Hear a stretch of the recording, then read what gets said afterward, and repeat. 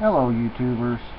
I'd like to share with you right now what I would do if I could go back in time a little ways, and would I kept my new car, would I bought a new car, or would I buy a used car.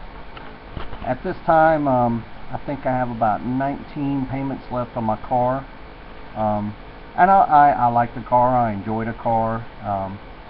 It actually is 0% interest, which I talked about in previous videos, due to good credit. That's on my credit series. But you know, I was blessed and fortunate because I had good credit that it was 0%. So you know, that's a sweet deal. But it really affected me. I know I could have gotten a decent car, you know, and not had these payments for this long, and that kind of bothers me. So I think my plan for next time is, and that's what I've always done before, I always paid cash for a used car. You know, I just treated myself to a new car. Actually, I had an accident and I had total a car I had. That's another story. It was actually the other person's fault. I have to tell that story sometime. Some of it was actually kind of humorous, and everybody's okay, so that's great. But I only had a liability because it was an older car, so I pretty much, you know, needed to get another ride.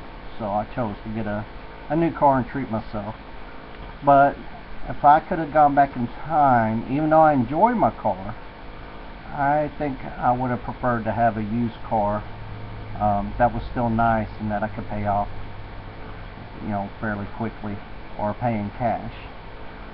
So, well, my strategy for my next car, which is inevitable, I usually drive my cars as long as I can. I'm almost embarrassed to tell you how long I drive my cars, but I try to drive them for as long as I can, and I try to take good care of them.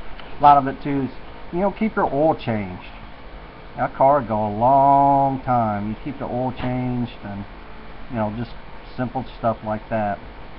But yeah, I think my next strategy is, what I'm going to do is, instead of making car payments, or let me rephrase that, after my car is paid off, which like I said is about 19 more payments, so it's going to be a year and a half roughly, I'm going to take the same amount of money I was putting into my car and put it into a different savings account, or maybe blend it in with my budget, and just pay cash for another car. And I think that's what would work for me, and that's I like it. I noticed I think probably what bothers me is my budget. That's one of the expenses in my budget. I'm like, oh, if I just had that thing paid off. You know, even like I said, even though I like my car, love my car, I just wish that was one less thing that I had paid off, so my budget could be better, you know, at annually, especially, and monthly. And another strategy too, which really, when I do it, I probably should share it. It'd be very interesting. Not only do I want to save the money, like I said, I can put it in my savings account and just buy another car, but it'd be kind of cool to, I don't know, invest it. Invest the money and risk a little bit of it, and save for about 5 or 7 years.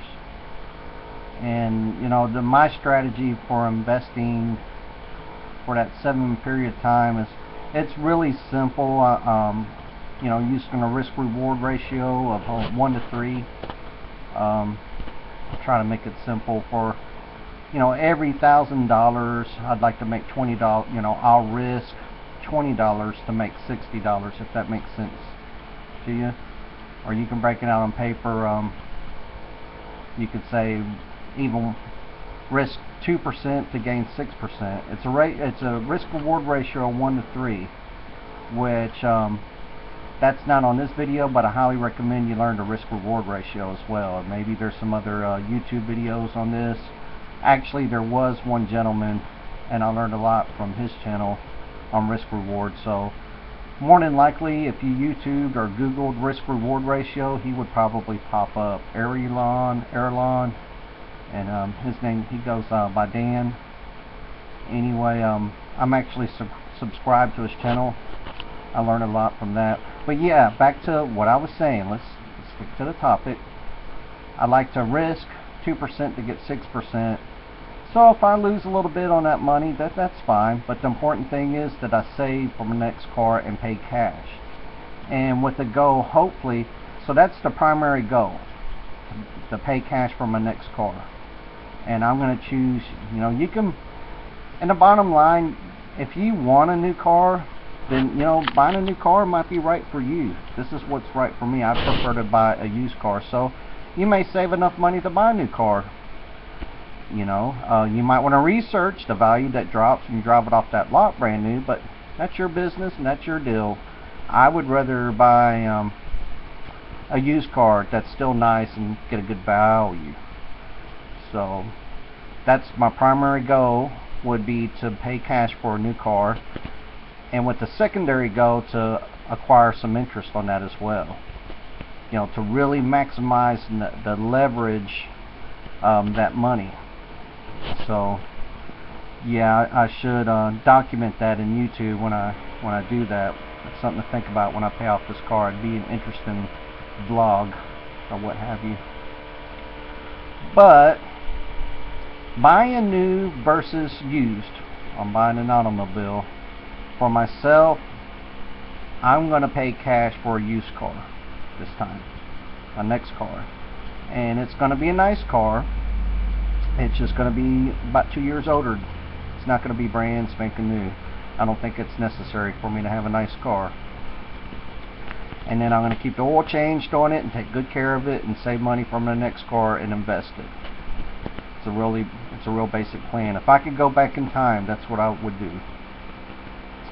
So all I can do is what I'm going to do for the next time, which is what I'm planning to do. So I'm going to make plans within plans to do it. So anyway, these are some ideas. I bid you a good day or good evening. I thank you for stopping by. And until next time, you take care. Bye-bye.